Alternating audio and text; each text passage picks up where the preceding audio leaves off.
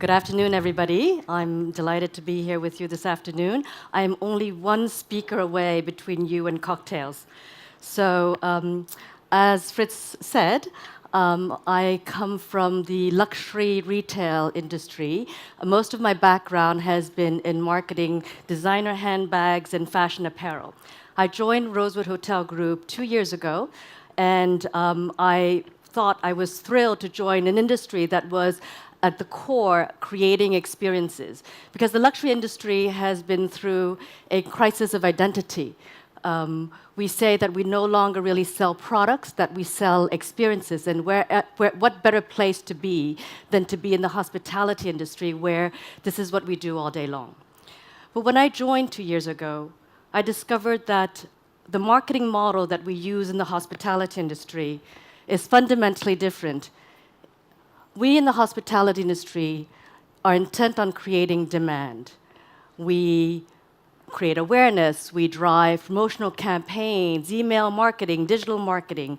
We nurture our channels and our networks. We employ sophisticated revenue management tools.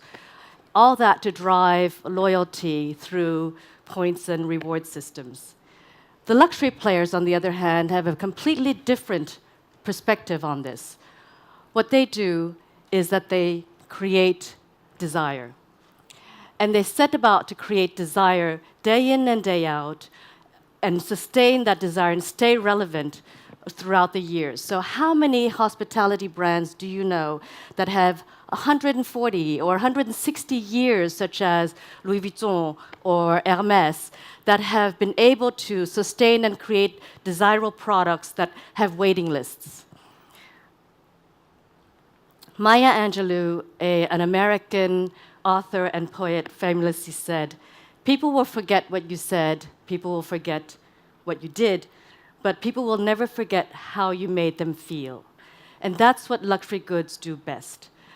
They make you feel cultured, they make you feel cool, they can make you feel powerful, maybe sometimes a little bit insider, sexy maybe, and for sure sometimes special and elite.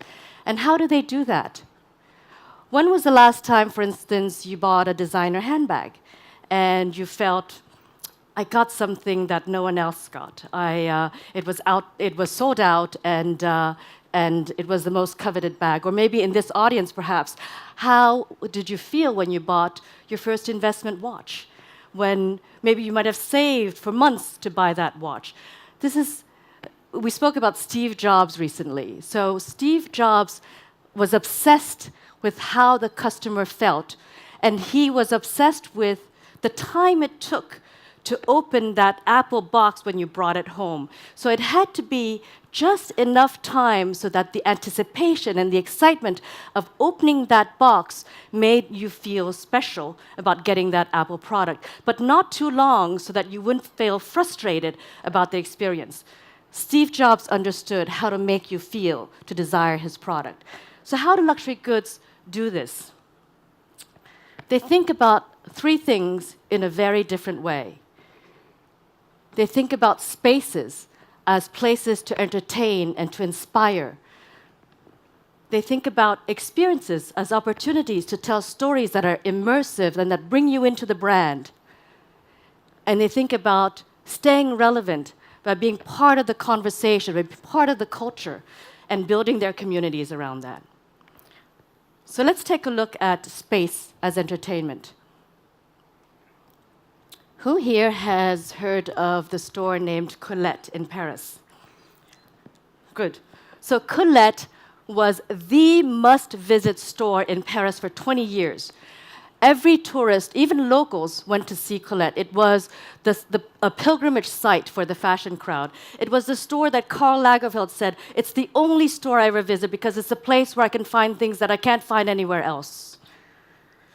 How did Colette do that? How did Colette and then her daughter for 20 years sustain that interest, that desire? Well, they thought about space completely differently. They created a space to inspire people. They created a space where you came and you always found something new. You always saw the latest designer, the newest collaboration.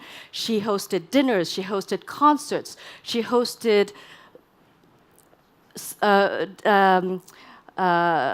pop-ups. She hosted talks on sneaker cultures. And it was the only store that Apple chose to launch the Apple Watch in Paris, not even in its own Apple stores. Another concept store called Dover Street Market, launched in 2004 by an iconoclastic fashion designer named Rei Kawabuko and her husband Adrian Joffe. They thought about space completely differently. So Dover Street Market's concept is about creative chaos. They think about space as not a retail space, but as a art gallery installation. Every season, twice a year, they completely shut down the store and they refresh it completely. It's based upon the Japanese word tashiagai, which means new beginning. So the store begins again twice a year. This is not retail, it's theater. You don't have to be a concept store to think about spaces as entertainment or inspiration. Hermès most recently opened its Parfumerie. It was a store-in-store, and they created an offline-online experience that took you through the journey of the story of Hermès. And a panel this morning spoke about offline and online and combining the two. So here they created an app where you walk into the store and you point your camera towards certain vignettes, and it unlocks stories about Hermès, about the history of the equestrian heritage, about the orange box, about the silk scarves. Hospitality has, I think, an opportunity as well to think about spaces differently. Here, for instance, you have an example where you're not checking at all. You arrive in a lounge that is a penta lounge that creates conversation, conviviality, that is a social space. Many hotels have also thought about spaces as places to inspire you about art.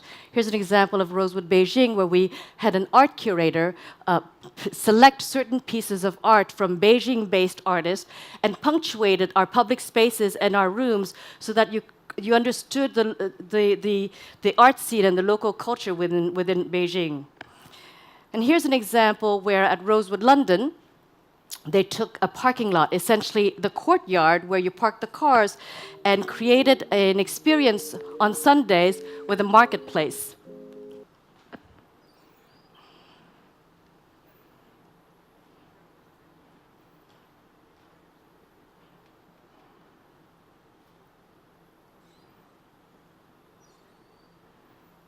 So I think there's a video here.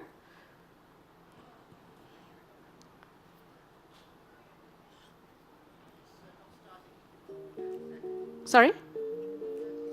In 30 seconds it will start. Will that count against me? I always promise. Thank you.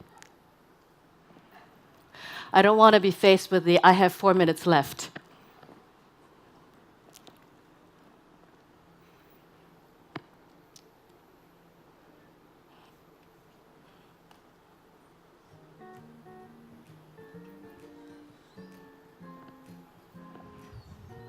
I always promised myself I wouldn't work on a Sunday, but when this opportunity at the Rosewood came about, I just thought the place is just so stunning that I made an exception, and it's just nice that you've got lots of different cultures and different products represented, and at the same time got a really interesting footfall of locals and people from all around.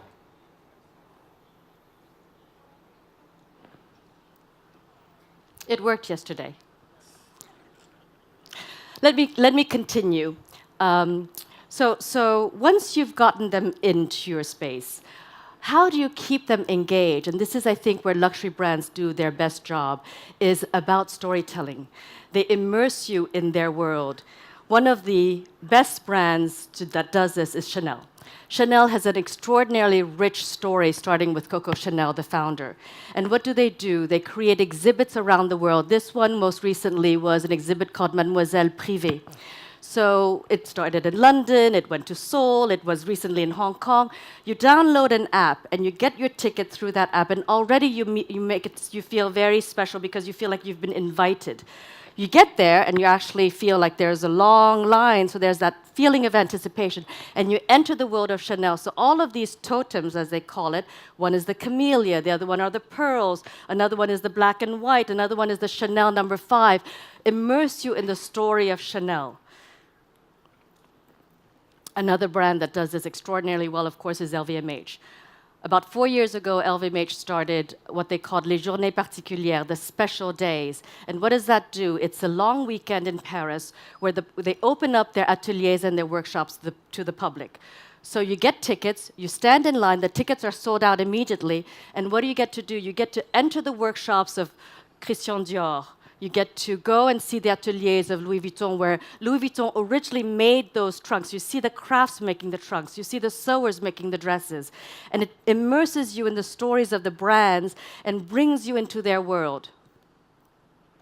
Vacheron Constantin does this brilliantly. Vacheron Constantin is the oldest watchmaker in existence today. They were founded in 1755, so imagine the rich stories that they have to tell. So they tell their stories online, the craftsmanship, the design, and they tell their stories offline as well by creating exhibits around the world, like this one about the legacy of watchmaking.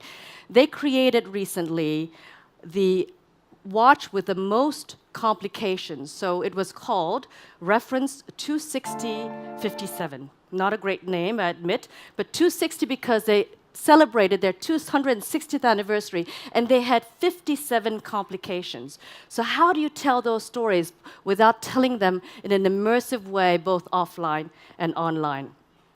Cartier does this very well as well. Cartier has a very strong and long history of design. They have adorned tiaras for princesses, royalty, celebrities, Hollywood stars. And they tell their story, again, through exhibits around the world. In any one year, there's probably 3 or 4 Cartier exhibits in museums around the world, and they lend their historical pieces to many, many more exhibits. They have a team of people that are all about creating heritage and protecting and telling the stories around the heritage of Cartier. I think within the hospitality industry, we have a unique opportunity as well to create experiences that tell immersive stories. And at Rosewood, we created a gift guide called 12 Days. Here, you can buy exclusive, one-of-a-kind experiences that really are priceless gifts. So for instance, you could have a private performance at Café Carlyle with our famous performers for 20 of your friends. Or you could go to London and go to the Aston Martin factory by helicopter and spend the day with a chief creative officer and design your very own custom Aston Martin. And of course, get a private lesson. Or you can go to Hôtel de Crillon and stay in the Karl Lagerfeld Grand Appartement that he designed and play and have dinner in the suite where Marie Antoinette learned how to play piano, a quintessential Parisian experience. Let's have a look. Hopefully this one will work.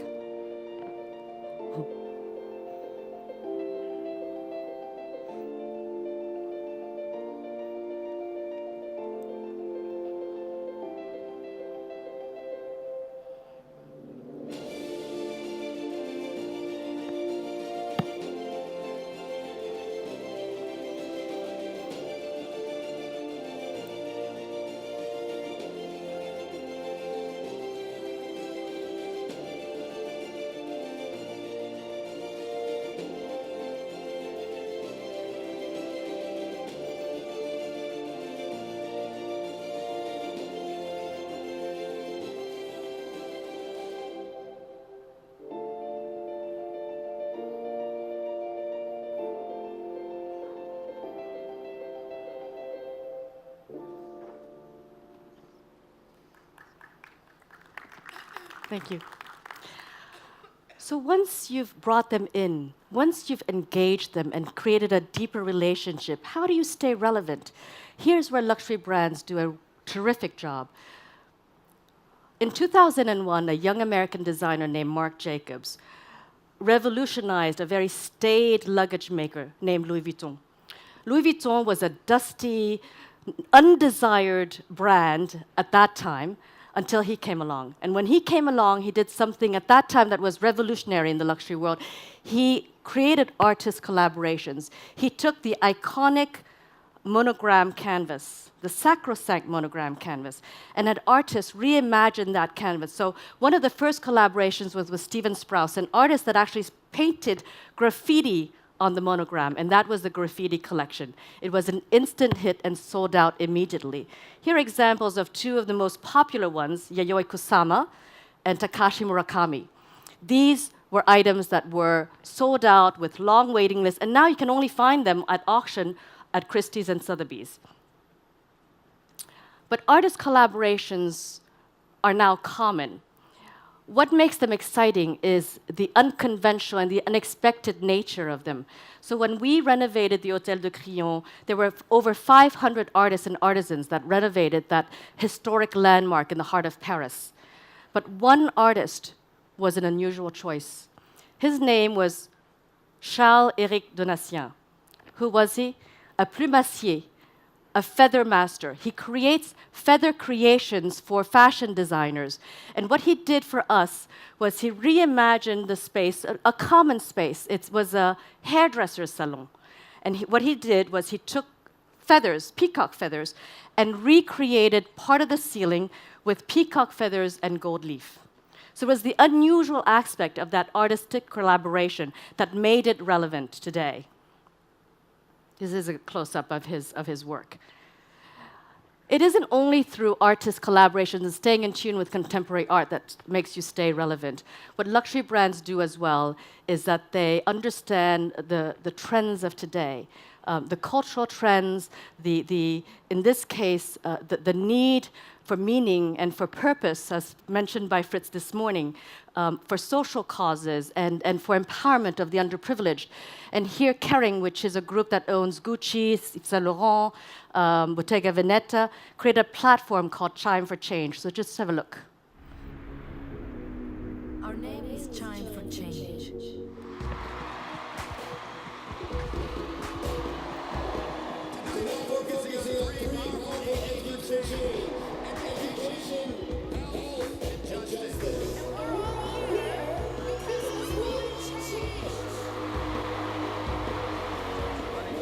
And I chime for education.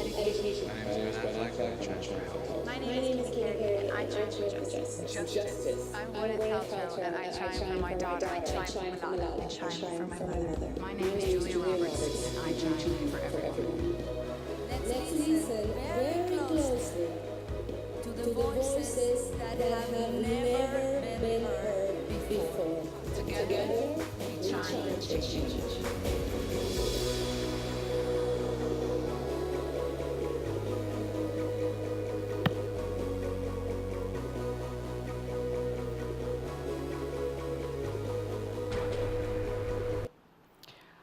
So many hotel groups have CSR platforms. We at Rosewood partner with Room to Read, which is a global charity that empowers girls by giving them scholarships and by providing books and building schools in developing countries. Rosewood Mayakoba built a school in its community. Education speaks to the heart of hospitality.